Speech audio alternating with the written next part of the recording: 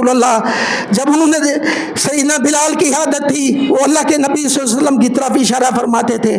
جب یہ وقت آیا تو نبی کریم صلی اللہ علیہ وسلم تو نہیں تھے, وہ بے ہوش ہو کے گر پڑے. یہ حالت تھی کہ سیدنا عمر فاروق کو ہچکی لگ گئی. لوگوں نے آ کے ان کو تھاما, ان کو پکڑا. صحابہ نے, وہ کہتے ہیں کہ ہمیں ایسے لگا کہ آج نبی کریم صلی اللہ علیہ وسلم آج ہی ہم سے رخصت ہوئے ہیں, اور نبی کریم صلی اللہ علیہ وسلم کی یاد تازہ ہو گئی. سب بے حساب جذبات سے, محبت سے سیدنا بلال کی اذان سن کے زاروں قطار رونے لگے اور اللہ کے نبی صلی اللہ علیہ وسلم کو یاد کرنے لگے. اور پھر اللہ نے سیدنا عمر خطاب کو یہ بھی اعزاز بخشا کہ بیت المقدس کی کنجیاں اللہ نے ان کے حوالے کی. پھر بیت المقدس فتح ہوا تو سیدنا بلال کے ذریعے اذان دی گئی. ایک مرتبہ سیدنا عمر نے ایک خواب دیکھا, اور وہ خواب کیا تھا کہ ایک مرغے نے انہیں 2 یا 3 مرتبہ ٹھونگ ماری ہے. تو آپ اسما بنت امیس جو خوابوں کی تعبیر کی ماہر تھیں, صحابیہ تھیں, ان کے پاس گئے اور ان سے کہا کہ میں نے ایسا خواب دیکھا ہے, مجھے اس کی تعبیر بتائیں. تو انہوں نے کہا آپ ایک اجمی آدمی آپ کو قتل کرے گا. پھر ام المومنین نے مجمع میں کھڑے ہو کر لوگوں سے خطاب کیا اور بتایا کہ عن قریب میں دنیا سے رخصت ہونے والا ہوں اور میری وفات بالکل قریب ہے. امیر المومنین سیدنا عمر لوگوں کو فجر کی نماز پڑھا رہے تھے. سورہ فاتح کی تلاوت کے بعد سورہ یوسف شروع کی, اور آپ سورہ یوسف آپ کو بہت پسند تھی اور بہت ہی اچھے انداز میں آپ پڑھتے تھے. اور جب سورہ یوسف شروع کی تو ایک ملعون شخص جو ایک غلام تھا, مجوسی تھا, لولو فیروز, اس نے آ کے آپ کو خنجر کے وار سے زخمی کر دیا اور پھر وہ وہاں سے بھاگ گیا.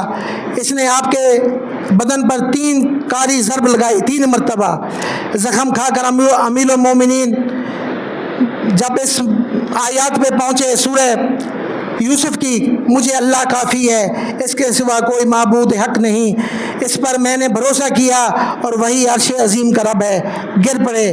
اور نماز کی تکمیل کے لیے سیدنا عبد الرحمن ابن عوف کا ہاتھ پکڑا اور انہیں آگے اپنی جگہ پہ کھینچ لیا.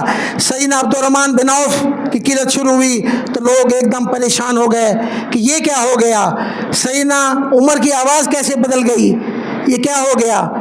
تو جب نماز ختم ہوئی تب جا کے لوگوں نے جا کے دیکھا کہ وہ زخمی حالت میں سیدنا عمر زمین پہ پڑے ہوئے تھے.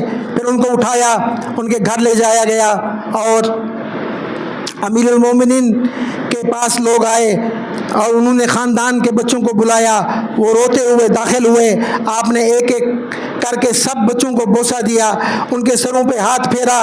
لوگوں نے آپ کی خدمت میں نبیذ ایک خاص قسم کا شربت ہوتا ہے وہ پیش کیا, لیکن زخم سے پیٹ کے راستے وہ باہر نکل گیا. پھر آپ کو دودھ پیش کیا گیا, وہ بھی زخم کے راستے سے باہر نکل گیا. لوگوں کو معلوم ہو گیا کہ اب آپ اس دنیا سے رخصت ہونے والے ہیں. اور امیر المومنین ایک آدمی کو دیکھ کر فرمایا کہ یہ مت دیکھو کہ میرے ساتھ کیا ہو رہا ہے, اپنے آپ کو, اپنی صفوں کو درست رکھو. اور اس کے بعد امیر المومنین نے فرمایا کہ میری نصیحت کو یاد رکھو. آپ کو تکلیف دیکھ کے لوگوں نے کہا کہ آپ کوئی بات مت کریں اور آپ کو تکلیف ہے, آپ آرام فرمائیں. آپ نے کہا نہیں, میرا وقت ہو گیا ہے, مجھے نظر آ رہا ہے کہ میں اب جا رہا ہوں. اس کے بعد آپ نے پوچھا کہ مجھے کہاں دفن کیا جائے گا. صحابہ نے عرض کیا ہماری خواہش ہے کہ آپ اللہ کے رسول کے جوار میں دفن کریں.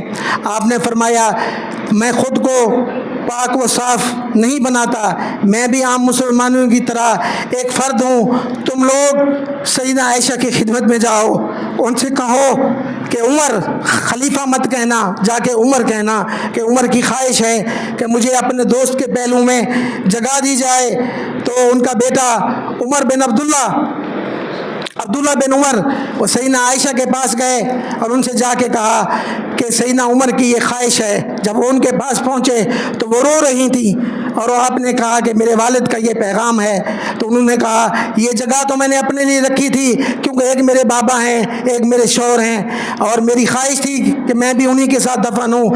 لیکن الفاروق شبلی نعمانی لکھتے ہیں کہ انہوں نے کہا کہ میرے اوپر عمر کے احسان ہیں، میں وہ بات نہیں بھولی جب انہوں نے میری گواہی دی تھی، لہٰذا یہ جگہ میں سیدنا عمر کے لیے وقف کرتی ہوں۔ پھر وہ جا کے انہوں نے اپنے والد کو یہ خوشخبری سنائی کہ حضرت عائشہ نے آپ کی بات مان لی ہے۔ اور پھر سیدنا عمر نے کہا کہ بیٹے جب میں مر جاؤں میرے جنازے کو جا کے ان کے دروازے کے باہر رکھنا اور کہنا کہ عمر اب خلیفہ وقت نہیں ہے، وہ فوت ہو چکے ہیں۔ اگر آپ نے عمر کے دبدبے کی وجہ سے یہ اجازت دی تھی تو اجازت مت دیں، اب عمر اس دنیا میں نہیں ہے، ہم ان کو بقیہ میں دفن کر دیتے ہیں۔ اگر وہ اجازت دیں تو پھر مجھے اپنے دوست کے پہلو میں رکھ دینا۔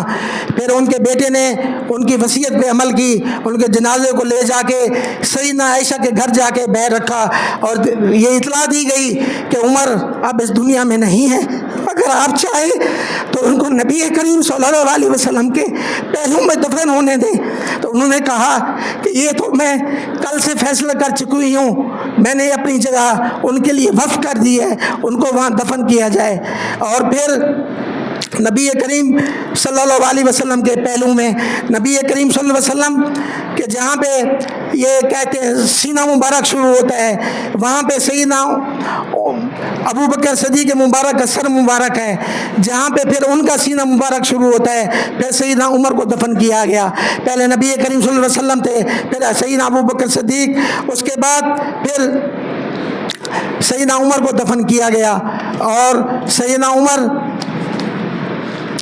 فرماتے تھے، آپ کو ایک بات اور بتاؤں، مجھے یاد آ گئی، آپ جب وظیفہ تقسیم فرما رہے تھے تو ان کے بیٹے عبداللہ نے فرمایا اپنے بابا سے کہ بابا کیا بات ہے، آپ اسامہ بن زید کو مجھ سے زیادہ وظیفہ دیتے ہیں، جبکہ کمالات میں ہر چیز میں مہارت میں اس سے کم نہیں ہوں، خاندان میں بھی اس سے کم نہیں ہوں، کسی چیز میں اس سے کم نہیں ہوں، پھر بھی آپ اسامہ کو مجھ سے زیادہ دیتے ہیں۔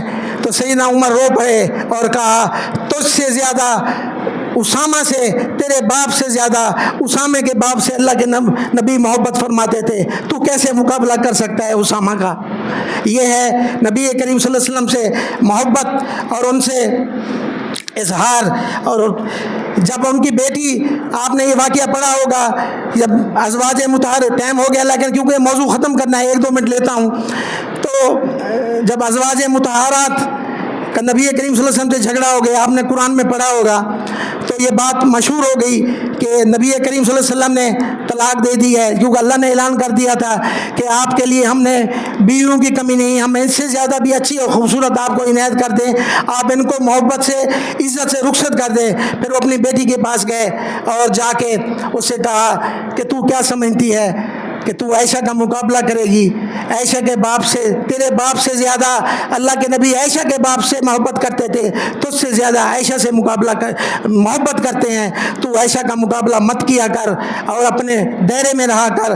مان لیا تو ام المومنین ہے، لیکن عائشہ کے مقابلے میں کبھی ایسے نہ کرنا، ایسا نہ ہو کہ اللہ بھی ناراض ہو جائیں، تو اس سے یہ مت کیا کر۔ اور جب نبی کریم معذرت کے ساتھ، کیونکہ موضوع ختم کرنا ہے، آخری واقعہ بس بات ختم کرتا ہوں، جب اللہ کے نبی ہجرت فرما کے مکہ سے مدینہ جا رہے تھے تو پیچھے سے ایک آدمی نے انعام کی لالچ میں آپ کو پکڑ لیا، دیکھ لیا، اور سیدنا ابو بکر صدیق نے کہا کہ یہ آدمی ہم تک پہنچ گیا ہے، اب ہمیں یہ لوگ گرفتار کر لیں گے۔ تو سید نبی کریم صلی اللہ علیہ وسلم نے فرمایا اس کو آنے دو۔ جب وہ قریب آیا تو اللہ کے نبی صلی اللہ علیہ وسلم نے کہا کیا چاہتے ہو؟ اس نے کہا میں نے دیکھ لیا ہے، میرے گھوڑے کی جو حالت ہوئی ہے زمین میں دس گیا، مجھے پتہ چل گیا ہے کہ آپ عام شخصیت نہیں ہیں، کوئی اور چیز ہیں، آپ میرے لیے ایک امان لکھ دیں۔ تو نبی کریم صلی اللہ علیہ وسلم نے ایک اس کے لیے امان لکھی اور کہا کہ میں دیکھ رہا ہوں کہ کیسو کسریٰ کے کنگن جو ہیں وہ تیرے ہاتھ میں ہیں۔ اس کا نام تھا سراقہ۔ وقت گزرتا گیا، نبی کریم صلی اللہ علیہ وسلم پھر وہ مسلمان ہو گئے، وقت گزرتا گیا پھر وہ مسلمان ہو گئے۔ اس کے بعد نبی کریم صلی اللہ علیہ وسلم دنیا سے چلے گئے، سیدنا ابوبکر صدیق بھی اس دنیا سے چلے گئے۔ اسی درمیان سراقہ بہت بیمار ہوا مدینہ میں، پھر اس کے لیے انتظام کیا گیا، کفن دفن یہ وہ، پھر اس کو تھوڑا سا ہوش آیا، اس نے اپنے بیٹوں کو بلایا، کیا ایران فتح ہو گیا؟ کیسو کسریٰ روم ایران، کیسو کسریٰ ایران فتح ہوا، اس کو فارس کہتے ہیں، فتح ہوا فارس؟ انہوں نے کہا نہیں۔ کہتا پھر مجھے کچھ نہیں ہوتا، مجھے اللہ کے نبی صلی اللہ علیہ وسلم نے خوشخبری سنائی تھی، میں کیسو کسریٰ کے کنگن پہنوں گا، میں نہیں مرتا، تم لوگ تسلی رکھو۔ پھر سیدنا عمر فاروق کے دور میں جب روم ایران فتح ہوا، فارس کیسو کسریٰ کے مال غنیمت آیا، تو جب سیدنا عمر فاروق نے وہ دیکھا وہ کنگن تو بے اختیار رونے لگے اور شدید رونے لگ گئے۔ جو صحابہ اس وقت نبی کریم صلی اللہ علیہ وسلم کی یہ بات خوشخبری سنے ہوئے تھے، سب پر رونے لگ گئے، وہ وقت یاد آ گیا۔ پھر سراقہ کو بلایا گیا، وہ بہت بوڑھے ہو چکے تھے، بڑی مشکل سے ان کو وہاں لایا گیا مسجد نبوی میں۔ سیدنا عمر فاروق نے وہ کنگن اٹھائے اور ان کے ہاتھوں میں پہنائے۔ پھر جو وہ منظر تھا مسجد نبوی میں، وہ بیان کرنے کے انسان بیان نہیں کر سکتا کہ کیسا ہوا، صحابہ کی کیا حالت تھی، بے ساختہ سب کی چیخیں نکل گئیں۔ نبی کریم صلی اللہ علیہ وسلم کا وہ وقت یاد آ گیا جب سراقہ نے وہ کنگن پہنے، نبی کریم صلی اللہ علیہ وسلم کی بشارت پوری ہوئی اور سراقہ کو وہ کنگن پہنا دیے گئے۔ اللہ تعالیٰ سے دعا ہے اللہ تعالیٰ ہمیں دین کو سمجھنے، اس پہ عمل کرنے کی توفیق عطا فرمائے، اور عشرہ مبشرہ کے متعلق ہمیں پڑھنا چاہیے اور سمجھنا چاہیے۔ اگلے ہفتے انشاءاللہ سیدنا عثمان ابن عفان وہ عشرہ مبشرہ ہے، ان کے متعلق انشاءاللہ ہم آپ کو بتائیں گے۔ اللہ تعالیٰ سے دعا ہے اللہ ہمیں اس پہ عمل کرنے، سمجھنے اور دین پہ چلنے کی توفیق عطا فرمائے۔ وما علینا الا البلاغ المبین۔